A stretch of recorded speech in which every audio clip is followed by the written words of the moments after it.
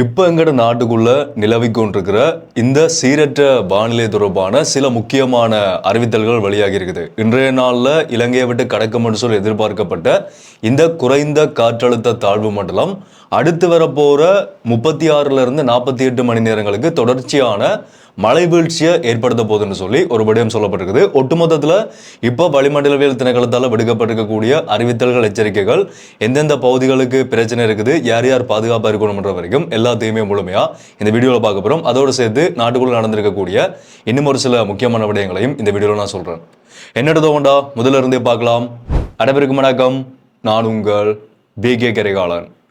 அதனோட பார்க்கறதுக்கு முதல் தொடர்ச்சியான என்னுடைய அப்டேட்ஸை பார்க்கறதுக்கு இப்போ தான் சேனலுக்கு புதுசாக வந்து பார்த்து கொண்டீங்கன்னு சொன்னால் இப்போவே சப்ஸ்கிரைப் பண்ணி அந்த பெல் ஐக்கனை கிளிக் பண்ண ஆல் ஆப்ஷன் சொல்லுங்க. அப்போ நான் அப்லோட் பண்ணுற வீடியோஸ் எல்லாமே தொடர்ச்சியாக உங்களுக்கு கொடுத்த நோட்டிஃபிகேஷன்ஸாக வரும். ஓகே, கடந்த சில நாட்களாக எங்களோட நாட்டுக்குள்ள ஒரு சீரற்ற காலநிலை நிலவரதை எங்களால் பார்க்கக்கூடிய மாதிரி இருக்குது. சாதாரணமாக இந்த மே மாத காலப்பகுதிகளில் பார்த்தீங்கன்னா கடுமையான வெயிலான சூழ்நிலை இருக்கிறத தான் நாங்கள் பார்த்துருப்போம். இந்த காலநிலை வந்து வெயிலான ஒரு வெப்பமான காலநிலையாக இருக்கிறத தான் பார்த்துருப்போம்.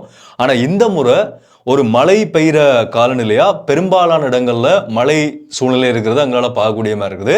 அதுக்கு காரணம் என்னன்னு பார்த்தீங்கன்னா மத்திய வங்காள விரிகுடால உருவாகி இருக்கிற ஒரு காற்றழுத்த தாழ்வு மண்டலம் அது வடகிழக்காக நகர்ந்து கொண்டிருக்கிறதா இலங்கையினுடைய வளிமண்டலவியல் திணைக்களத்தால ஒரு விடயம் சொல்லப்பட்டிருக்குது. அந்த உருவாகி இருக்கக்கூடிய காற்றழுத்த தாழ்வு மண்டலத்தால தான் இலங்கையினுடைய சில பகுதிகளில் மழையோட கூடின வானிலையும் நிறைய இடங்கள்ல இடியுடன் கூடிய வானிலையும் வந்து நிலவரதை எங்களால் பார்க்கக்கூடிய மாதிரி இருக்குது. நீங்க வீடியோ பார்த்து கொண்டிருக்கிற இடங்கள்ல கூட அடிக்கடி இடிமின்னல் தாக்கங்கள் ஏற்படுறதா பார்த்துருப்பீங்க. நேற்றைய நாள்ல இந்த சீரற்ற காலநிலையினால ஒருத்தர் உயிரிழந்தும் போயிருக்கிறார். தொடர்ச்சியான இந்த சீரற்ற காலநிலையில இன்றைய நாள்ல மே மாதம் 14ஆம் தேதி இன்றைய நாள்ல இலங்கையினுடைய வளிமண்டலவியல் திணைக்களத்தால என்ன எச்சரிக்கை கொடுக்கப்பட்டிருக்குது, அடுத்து வரப்போற 48 மணி நேரங்களுக்கு இந்த நிலைமை தொடரும் என்று எதிர்பார்க்கப்படுறதுக்கான காரணம் என்னன்னு பாத்தீங்கன்னா இதுல இருக்கிற பெரிய பிரச்சனையா சொல்லப்படுறது இந்த உருவாகி இருக்கக்கூடிய குறைந்த காற்றழுத்த தாழ்வு மண்டலம் எதிர்பார்த்த வேகத்துல அந்த பகுதியை கடந்து இன்னுமே போகல. இது வடகிழக்கு திசையா நகர்ந்து போகும் என்று சொல்லி எதிர்பார்க்கப்பட்டதா சொல்லப்பட்டிருக்குது. ஆனா அந்த எதிர்பார்த்த மாதிரி அந்த இடத்துல இருந்து அது இன்னுமே கடக்காம பல மணி நேரங்களா அதிலேயே நிலை கொண்டிருக்கிறதா ஒரு விடயம் சொல்லப்பட்டிருக்குது. இது கடந்து போயிருந்தா இன்றைய நாளோட இந்த சீரற்ற காலநிலை ஓரளவுக்கு சரியான நிலைமைக்கு வந்திருக்கும்ன்ற மாதிரியும் இது கடந்து போகாம இருக்கிறபடியா அடுத்த 36 to 48 மணி நேரங்களுக்கு தொடர்ச்சியான மழை வீழ்ச்சியும் இடியுடன் கூடிய வானிலையும் தான் முக்கியமான பகுதிகளில் இருக்கும் என்று சொல்லப்படுது. அந்த 48 மணி நேரங்களுக்கு பிறகுதான் அது வலுவிழந்து கடக்கும் என்று சொல்லி ஒரு விடயத்தை சொல்லியிருக்கிறார்கள். இப்ப வளிமண்டலவியல் திணைக்களத்தால எந்தெந்த பகுதிகளுக்கு மழை கிடைக்கிறதுக்கான வாய்ப்பு இருக்கிறதா சொல்லப்பட்டிருக்குன்னு சொன்னா மேல் மாகாணம் மற்றும் சப்ரகமுவ மாகாணங்களையும் மாவட்டங்கள்ல புத்தளம், காலி மற்றும் மாத்தறை மாவட்டங்கள்ல 100 மில்லிமீட்டருக்கும் அதிகளவான பலத்த மழை பெய்யறதுக்கான வாய்ப்பு இருக்கிறதா ஒரு எச்சரிக்கையை கொடுத்திருக்கிறார்கள். இது கடைசியா வந்த அப்டேட். நான் அந்த வீடியோ ஷூட் பண்றதுக்கு இன்றைய நாள்ல மே 14ஆம் தேதி மதியம் 2 மணிக்கு வந்த தகவல்களின்படி அப்ப வந்த அப்டேட்டின்படி இந்த ஒரு அப்டேட்டை கொடுத்திருக்கிறார்கள். நாளைய நாள் மே மாதம் 15ஆம் தேதியும் இந்த நிலைமை நீடிக்கப்படும் என்று சொல்லி சொல்லப்பட்டிருக்குது. அதே மாதிரி மேல் சப்ரகமுவ, மத்திய, வடமேல் மற்றும் வடக்கு மாகாணங்கள்ல அனுராதபுரம், காலி மற்றும் மாவத்திரை மாவட்டங்கள்ல அவ்வப்போது மழையோ அல்லது இடியுடன் கூடிய மழையோ பெய்யறதுக்கான சாத்தியங்கள் இருக்கிறதா சொல்லப்பட்டிருக்குது. ஏனைய பிரதேசங்கள்ல நாளைக்கு 1 மணிக்கு பிறகு மழை அல்லது இடியுடன் கூடிய மழை பெய்யறதுக்கான வாய்ப்பு இருக்குது. ஒட்டுமொத்தமா இலங்கையினுடைய பெரும்பாலான பகுதிகளில் மழை அல்லது பலத்த மழை அல்லது இடியுடன் கூடிய மழை பெய்யறதுக்கான சாத்தியக்கூறுகள் இருக்கிறதா இந்த விடயத்தை அவர்கள் வெளிப்படுத்தியிருக்கிறார்கள். இது ஒரு முன்னறிவிப்பு. இந்த மாதிரியான சூழ்நிலைகள் உருவாகிறதுக்கான வாய்ப்பு இருக்கும் சொல்லி ஒரு முன்னறிவிப்பு. இது பெரும்பாலும் நடக்கிறதுக்கான வாய்ப்பும் இருக்குது. சில மழை பெய்யாம போறதுக்கான வாய்ப்புகளும் இருக்குது. ஆனா இந்த சூழ்நிலை தொடர்ந்து நகர்ந்து போகுமா இருந்தா இயற்கை எப்பவுமே சரியா அக்யூரேட்டா 100% யாராலுமே எதிர்ப்பு கூற முடியாது.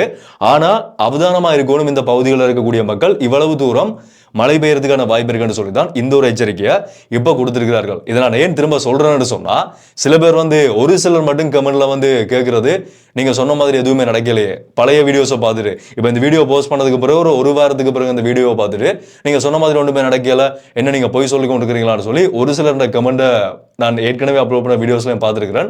அதனாலதான் தெளிவா சொல்றேன், இது ஒரு எதிர்வு கூறல் மட்டும்தான். ஓகே, அடுத்த விஷயம் என்னன்னு பாத்தீங்கன்னா மத்திய மாகாணம் இருக்குதானே, மலையக பிரதேசங்கள்ல இருக்கக்கூடிய மக்கள், மலையக பிரதேசங்கள்ல இருக்கக்கூடிய மக்களுக்கு மண் சரிவு எச்சரிக்கை 2 நாட்களுக்கு முதலே கொடுக்கப்பட்டிருந்தது. இந்த மழை பெய்ய ஆரம்பிச்ச நேரத்திலேயே அங்க இருக்கக்கூடிய நிலப்பகுதிகளில் ஏதாவது வெடிப்புகள் ஏற்பட்டா அந்த இடத்தை விட்டு மக்களை வெளியேற சொல்லி உடனடியாக வெளியேறுங்க, அது ஒரு ஆபத்தான பிரதேசமா மாறுறதுக்கான வாய்ப்புகள் இருக்குது, மண் சரிவு தொடர்பான அவதானத்தோடு இருங்கன்னு சொல்லி மலையக மக்களுக்கான எச்சரிக்கைகள் கொடுக்கப்பட்டிருக்குது. இந்த மலை பிரதேசங்களை சார்ந்திருக்கக்கூடிய மக்கள் எல்லாருக்குமே எச்சரிக்கை கொடுக்கப்பட்டிருக்குது. கடந்த டிட்வா புயல் ஏற்பட்ட மாதிரி உயிரிழப்புகளோ உயிர் சேதங்களோ ஏற்படக்கூடாதுன்றதுக்கான ஒரு முன்னெச்சரிக்கை நடவடிக்கையா இந்த நடவடிக்கைகள் இப்ப மத்திய பிரதேசங்கள்ல மேற்கொள்ளப்பட்டிருக்குது. அதே மாதிரி இந்த மரங்கள் இருக்கக்கூடிய பகுதிகளில் யாருமே கொண்டு போய் வாகனங்களை நிறுத்தாதீங்க. இன்றைய நாளில் கூட ஒரு கார்ல இருந்து எடுக்கப்பட்ட டேஷ்போர்ட் வீடியோ ஒன்று பார்க்கக்கூடிய மாதிரி இருந்தது.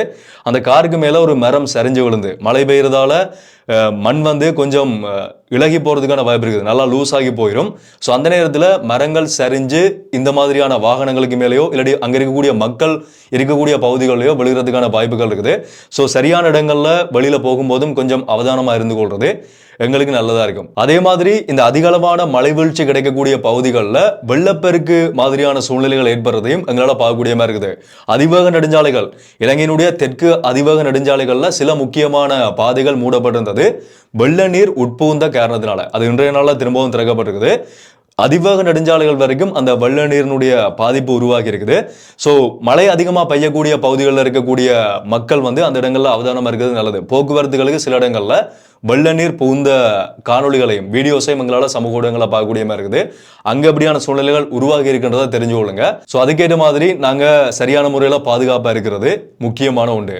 ஓகே, இவ்வளவு தான் இந்த இலங்கைக்குள்ள உருவாகி இருக்கக்கூடிய இந்த சீரற்ற காலநிலை தொடர்பாக இப்போ வரைக்கும் வந்திருக்கக்கூடிய தகவல்கள். அடுத்து வரப்போற 36 இருந்து 48 மணி நேரத்துக்கு இதே மாதிரியான காலநிலை தான் பல இடங்கள்ல தொடரும்னு சொல்லி எச்சரிக்கப்பட்டிருக்குது. அதுக்கேற்ற மாதிரி நாங்கள் இருந்து கொள்றது நல்லது. அதுக்கு பிறகுதான் வலுவிழந்து இந்த சூழ்நிலை மாறும் என்று சொல்லி சொல்லப்பட்டிருக்குது. ஓகே, அடுத்த எங்கட நாட்டுக்குள்ள நடந்த இன்னொரு இன்றைய நாள் நடந்த முக்கியமான விஷயம் என்னன்னு பாத்தீங்கன்னா, இலங்கையினுடைய முன்னாள் ஜனாதிபதி மஹிந்த ராஜபக்சவை பற்றி நாங்கள் ஏற்கனவே ஒரு வீடியோவில் பார்த்துருந்தோம். அவரை இலங்கையினுடைய லஞ்சம் அல்லது ஊழல் ஒழிப்பு ஆணைக்குழுவுக்கு வரவழைக்கப்பட்டு அந்த $2 மில்லியன் ஸ்ரீலங்கன் ஏர்லைன்ஸில் விமானம் வாங்குறதுக்காக அவர் செய்த மோசடி தொடர்பான அந்த ஒரு வழக்குக்காக அவர் வரவழைக்கப்பட்டதை நாங்கள் கடந்த வீடியோலேயே பார்த்துருந்தோம். இன்றைய நாளில் என்ன நடந்திருக்குன்னு பார்த்தீங்கன்னா, கொழும்பு மேல் நீதிமன்றத்துக்கு ஒரு பண மோசடி வழக்கு தொடர்பாக மஹிந்த ராஜபக்சவினுடைய மகன் இருக்கார் தானே, யோஷித ராஜபக்ச, அவர் மேல போடப்பட்டிருந்த வழக்க எந்த ஒரு தடையுமே இல்லாம தொடர்ச்சியா தொடரலாம் என்று சொல்லி இன்றைய நாள்ல மேல் நீதிமன்றம் ஒரு தீர்ப்பை வழங்கியிருக்கிறார்கள். அவர் மேல போடப்பட்டிருந்த ஒரு வழக்குக்கு வந்து அவர் மேல எந்த ஒரு குற்றமற்றவர்ன்ற மாதிரி இந்த வழக்கு வந்து அவர் மேல எந்த ஒரு குற்றமுமே இல்லை, இந்த வழக்கு தொடரக்கூடாதுன்ற மாதிரி ஒரு வழக்கு போடப்பட்டிருந்தது. அதை விசாரிச்ச நீதிமன்றம் இன்றைய நாள்ல அப்படியெல்லாம் இல்லை, இந்த வழக்கை தொடர்ந்து கொண்டு போகலாம்னு சொல்லி ஒரு தீர்ப்பை வழங்கியிருக்கிறார்கள். அதுக்கு யோஷித ராஜபக்ச சொல்லியிருக்கிறார், நான் குற்றம் இல்லாதவன், நான் வந்து குற்றம் செய்யலன்ற மாதிரி நீதிமன்றத்துக்குள்ள சொன்னதாகவும் ஒரு செய்தி வெளியாகி இருந்தது. இவர்கள் மேல போடப்படக்கூடிய இந்த வழக்குகள், இந்த நிதி தொடர்பான சில இல்ல பல பிரச்சனைகள் இப்ப வெளியில வந்து இந்த புதிய அரசாங்கத்தால தொடர்ச்சியான அழுத்தங்கள் அவர்களுக்கு கொடுக்கப்பட ஆரம்பிச்சிருக்குது. இதுல இன்னொரு முக்கியமான விஷயத்தை நான் சொல்றேன். என்னன்னு பாத்தீங்கன்னா, நேற்றைய நாள்ல ஜனாதிபதி அனுர்குமார் திசாநாயக்க அவர்கள் ஒரு மீட்டிங்ல ஒரு கலந்துரையாடல ஒரு விடயத்தை சொல்லியிருந்தார். எங்கட அரசாங்கத்தில் எல்லாருமே கேட்கிறார்கள், குற்றம் செய்தவர்களை நீங்க கண்டுபிடிப்பீங்க, அவர்களுக்கான தண்டனைகள் கொடுப்பீங்க, தொடர்ச்சியான கேள்விகள் வருது தானே, நீங்க இந்த ஊழலை ஒழிப்பீங்கன்னு சொல்லித்தானே ஆட்சிக்கு வந்த நீங்க ஏன் செய்யலன்னு சொல்லி நிறைய பேர் கேட்டுக்கொண்டிருக்கிறார்கள் சொல்லி நாங்களே பொதுவாக பார்க்கிறோம். எங்களுடைய கமெண்ட்ஸ்லையும் சரி, இல்லாட்டி பொதுவாக சமூக ஊடகங்களையும் இந்த மாதிரியான கேள்விகள் பரவலா போய்கொண்டிருக்குது. அதை அவர் சொல்லியிருக்கிறார். எப்படின்னு பாத்தீங்கன்னா, நாங்க இந்த குற்றம் செய்தவர்களை பிடிக்கல, இவர்களை வந்து நாங்க தண்டிக்கலன்னு சொல்லி கொண்டிருக்கிறார்கள். நாங்க அந்த செயல்பாடுகளை மேற்கொள்ள ஆரம்பிச்சதுக்கு பிறகு நீங்க முனகி கொண்டிருக்க கூடாது என்ற மாதிரி, நீங்க வந்து அதை ஒரு எங்களுக்கு அழுத்தம் கொடுக்குற மாதிரி திரும்ப மாறக்கூடாதுன்ற மாதிரி இப்ப ரீசெண்டா நடந்த நேற்றைய நாள்ல நடக்கல, இப்ப ரீசெண்டா நடந்த ஒரு கூட்டத்துல வந்து இந்த விடயத்தை சொல்லியிருக்கிறார். ஸோ தொடர்ச்சியான கடந்த கால ஆட்சியாளர்களுக்கான பல சம்பவங்கள் இந்த புதிய ஆட்சியில நடக்கும் என்று சொல்லி எதிர்பார்க்கப்படுது. சில விடயங்கள் நடந்து கொண்டிருக்குது. எங்க முக்கியமான எதிர்பார்ப்பு, மக்களினுடைய அதிகபட்சமான உச்சபட்சமான எதிர்பார்ப்பு எங்க இருக்குன்னு பாத்தீங்கன்னா, இவர்கள் எப்ப கைது செய்யப்பட்டு சிறைக்கு அனுப்பப்படுவார்கள்ன்றதான் பல பேரினுடைய எதிர்பார்ப்பா இருந்து கொண்டிருக்குது. அதுவும் இந்த மே மாதம்ன்றது எங்கட ஈழத்தமிழ் மக்களுக்கு மறக்கவும் முடியாத, மன்னிக்கவும் முடியாத ஒரு மாதம். இந்த மாதத்துல அந்த எங்கட இன அழிப்பை செய்தவர்களுக்கான கடுமையான தண்டனைகள் வழங்கப்படுமா இருந்தால் அதுதான் அவர்களுக்கான மிகப்பெரிய கர்மாவா அமையும். பொறுத்திருந்து பார்க்கலாம் என்ன நடக்குதுன்றதை. தொடர்ச்சியான அப்டேட்ஸ் வரும்போது எல்லாத்தையும் உங்களுக்கு அப்டேட் பண்ணுறேன். இதை பற்றி உங்களுடைய கருத்துக்களை நீங்கள் தாராளமாக இருக்க கமெண்ட் சொல்லலாம். தொடர்ச்சியான அப்டேட்ஸ் பார்க்கறதுக்கு சப்ஸ்கிரைப் பண்ணிருப்பீங்க. அப்படி பண்ணலன்னு சொன்னால் போய் சப்ஸ்கிரைப் பண்ணி இந்த பெல் ஐக்கனை கிளிக் பண்ண ஒரு ஆப்ஷன் சொல்லுங்க. அப்போ நான் அப்லோட் பண்ண வீடியோஸ் எல்லாமே தொடர்ச்சி உங்களுக்கு கொடுன நோட்டிஃபிகேஷன்ஸாக வரும். ஸோ மீண்டும் வீடியோவில் சந்திப்போம்.